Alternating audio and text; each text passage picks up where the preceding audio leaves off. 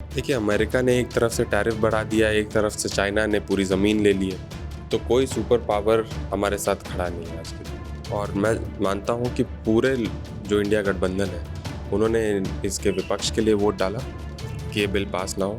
जिस तरीके से आय दुगनी करने का हो, जिस तरीके से रोज़गार देने का हो, जिस तरीके से डायरेक्ट ट्रांसफ़र, बेनिफिट ट्रांसफ़र करने का हो, जितने भी दावे किए सरकार ने, कितने विफल रहे और कितने ही सफल रहे। लोकसभा में वक्फ बिल जो है, आपको बता दें, जो संशोधन बिल है वो पास हो गया है। तो वहीं आज राज्यसभा में जो है बिल पेश किया जाएगा। हमारे साथ खास बातचीत करने के लिए समाजवादी पार्टी के सांसद हैं जो सरोज जी हैं, पुष्पेंद्र सरोज जी। सर, जिस तरीके से कल लोकसभा में बहुमत के साथ ये जो संशोधन बिल था ये पास किया गया, सरकार दावा कर रही है कि ये बिल मुसलमानों के हित में है, उनकी रक्षा के लिए है, गरीबों को फ़ायदा होगा, महिलाओं को इससे बेनिफिट होगा। आप इसको कैसे देखते हैं?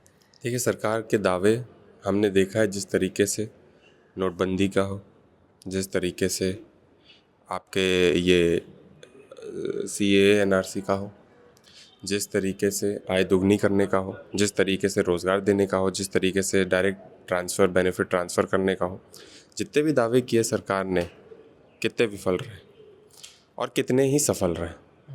तो एक नया दावा लेकर के आई है सरकार, और इस बार उनके पक्ष में बोलने के लिए जिनको इनके नेता आए दिन सड़कों में गाली देते हैं, आए दिन इनके विरोध में बोलते हैं, जिनकी पूरी राजनीति तुष्टीकरण पे बेस्ड है, आज वो खड़े होकर के पूरे सदन के सामने ये भाषण दे रहे हैं कि हम मुसलमानों के हित के लिए कोई काम करने जा रहे हैं। तो मैं मानता हूँ, और पूरा देश जानता है ये, कि ये कितना झूठ है। हालांकि उनके नंबर्स हैं, उनकी सरकार है, तो ये बिल पास हो गया। कल विस्तार में बहुत चर्चा हुई, बहुत से मान्य सांसदों ने इसके पक्ष में भी बोला और बहुत से मान्य सांसदों ने, पूरे इंडिया गठबंधन ने और निर्दलीय सांसदों ने इसके विपक्ष में भी बोला। और मैं मानता हूँ कि पूरे जो इंडिया गठबंधन है, उन्होंने इसके विपक्ष के लिए वोट डाला कि ये बिल पास ना हो। लेकिन नंबर्स, जिस तरीके से हम JDU और TDP से उम्मीद लगा करके बैठे थे कि वो अपने मुसलमानों के लिए खड़े रहेंगे, जो लोग उन पर ट्रस्ट करते हैं, वोट करते हैं, वो भी लोग कल जा कर के इस बिल के पक्ष में वोट करने का काम किया उन लोगों ने। तो नंबर्स तो सरकार के पास थे, तो ये जा कर के रात को 2 बजे 3 बजे पास हो गया ये बिल, और आज राज्यसभा में, और राज्यसभा में भी मुझे लगता है कि आज पास हो जाएगा। लेकिन जिस तरह से इस पर एक लंबी चर्चा हुई, बहस हुई, इसमें कई बड़े-बड़े दावे जो हैं वो सरकार की तरफ से किए गए। केंद्र सरकार में जो किरण रिजिजू मंत्री हैं, जिन्होंने बिल को पेश किया, उन्होंने कई सारी बातों का ज़िक्र किया और वो कह रहे हैं कि ये समय की माँग है और ये संवैधानिक भी है और ये संसद में जो बिल पास हुआ है इसको सबको मानना भी पड़ेगा। अमित शाह ने कल जिस तरह से बोला कि ये सबको मानना पड़ेगा क्योंकि ये भारत सरकार और संसद से पास किया गया है। तो इसमें धमकाने की ज़रूरत नहीं है, लोगों को बरगलाने की ज़रूरत नहीं है, ये लोग के फ़ायदे के लिए है। देखिए, ये जो बिल आया है, ये तो डायरेक्ट कॉन्ट्रडिक्शन है 25 आर्टिकल और 26 का, आर्टिकल 25-26 का। रही बात जो माननीय मंत्री जी ने खड़े होकर कही कि ये मुसलमान महिलाओं के पक्ष में है, पूरे मुसलमानों के हित में है, तो जो महिलाओं की बात कर रहे हैं, तो ये जो 2 आरक्षण सीटें लेकर आए हैं बोर्ड मेंबर पे महिलाओं के लिए, ये पहले भी हुआ करती थी।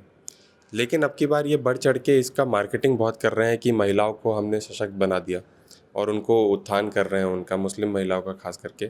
लेकिन सब मुसलमान भाई बहन सब समझते हैं, सब लोग जानते हैं, जानकार लोग, कि ये पहले भी था कि 2 मुस्लिम महिला कम से कम होनी चाहिए बोर्ड पे।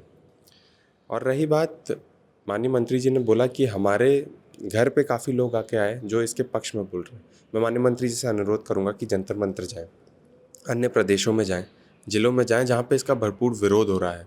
जाकर ज़मीन में देखें कि कितने लोग इसका विरोध कर रहे हैं, तब जा कर के वो सदन के पटल में आकर के अपनी बात रख सकते हैं कि कितने लोग पक्ष में, कितने लोग विपक्ष में। और आखिरी बात तो मैं यही कहना चाहूँगा, जो सरकार ये दावा कर रही है कि हम मुसलमानों के हित के लिए कोई बिल लेकर आए, उनके काम कर रहे हैं, और कल 12 घंटे की चर्चा चली। इस 12 घंटे की चर्चा में भारतीय जनता पार्टी की तरफ से एक मुस्लिम सांसद ने खड़े होकर के इस बिल के पक्ष में नहीं बोला, क्योंकि भारतीय जनता पार्टी के पास एक मुस्लिम रिप्रेजेंटेशन इस सदन में नहीं है। कोई महिला तो छोड़ दीजिए, कोई मेल भी मुस्लिम रिप्रेजेंटेशन नहीं है। तो जो इतने बड़े बड़े दावे कर रही है, अगर उस पार्टी के पास एक मुस्लिम रिप्रेजेंटेशन नहीं है, उसके पार्टी के नेता जैसे जैसे गोली मारने के नारे देते हैं, धमकाने के नारे देते हैं, और बिहार में जाकर के पूरी यात्रा निकालते हैं मुसलमानों के खिलाफ, तो पूरा देश जानता है कि कौन हित के लिए खड़ा है और उनके विरोध में कौन खड़ा है। अब आने वाले समय में आप लोग का क्या स्टैंड रहने वाला है, क्योंकि आप लोग तो विरोध कर रहे थे, समाजवादी पार्टी पूर्ण रूप से इसका विरोध कर रही थी संसद में, तो अब आप लोग की आगे की क्या रणनीति रहने वाली है? देखिए, समाजवादी पार्टी के साथ साथ पूरा इंडिया गठबंधन ने कल इसके विरोध में वोट डाला और आने वाले समय में भी दूर दूर तक इसके विरोध में है, हमेशा सड़कों पर खड़ा आप लोग रहेगा। प्रोटेस्ट करेंगे? और प्रोटेस्ट मुझे लगता है कि आज जब राज्यसभा में पास हो जाएगा ये बिल, तो प्रोटेस्ट मुझे लगता है कि जारी हो चुका है और जारी हो जाएगा और ज़ोरों शोरों से लोग प्रोटेस्ट करेंगे। और जंतर मंतर में भी हम गए थे, पूरी समाजवादी पार्टी के जितने भी माननीय सांसद गए थे इसके विरोध में थे। और मुझे लगता है जब ये सदन ख़त्म हो जाएगा तो अपने अपने राज्यों में लोगों के विरोध के साथ समाजवादी पार्टी और पूरा इंडिया गठबंधन के जितने भी पार्टीज़ हैं अपने अपने राज्यों में खड़ी रहेंगी। आखिरी सवाल है मेरा, जिस तरह से अमेरिका ने टैरिफ भारत का बढ़ा दिया है उसमें, तो अब भारत सरकार की तरफ से ये कहा गया कि इसका विश्लेषण किया जाएगा, लेकिन इससे भारत को कोई नुकसान नहीं है। आप इसको कैसे देखते हैं? देखिए, अमेरिका ने एक तरफ से टैरिफ बढ़ा दिया, एक तरफ से चाइना ने पूरी ज़मीन ले ली है, तो कोई सुपर पावर हमारे साथ खड़ा नहीं है आज के दिन। आज हम झुकने का काम कर रहे हैं, ये सरकार झुकने का काम करती है। माननीय इंदिरा गांधी जी से जब पूछा गया था कि फॉरेन पॉलिसी में आप राइट हैं या लेफ़्ट हैं, तो इंदिरा जी ने बोला था कि मैं स्ट्रेट खड़ी रहती हूँ, क्योंकि भारत का नागरिक स्ट्रेट खड़ा रहता है। लेकिन अफसोस यह है कि आज हमारी सरकार झुकने का काम करती है। सिर्फ मीडिया में चलाने के लिए, कैमरा में चलाने के लिए बहुत बड़े बड़े दावे होते हैं कि हमारा भारत कितना आगे बढ़ चुका है, लेकिन जब फॉरेन पॉलिसी की बात आती है, जहाँ पे असली ये दिखता है कि भारत कहाँ खड़ा है, ये सरकार झुकने का काम करती है। और मैं मानता हूँ कि जब तक ये सरकार हटेगी नहीं, तब तक इंडिया की जो बाहर की नीतियाँ हैं, फॉरेन पॉलिसी है, और जहाँ बाहर के देश हमको देखते हैं, सिर्फ मीडिया के ट्रेंड से नहीं, हमको सीरियस लेना भी शुरू कर देंगे, मैं ये मानता हूँ। धन्यवाद। Thank you. तो ये हमने बातचीत करी कौशाम्बी से समाजवादी पार्टी के सांसद पुष्पेंद्र सरोज से।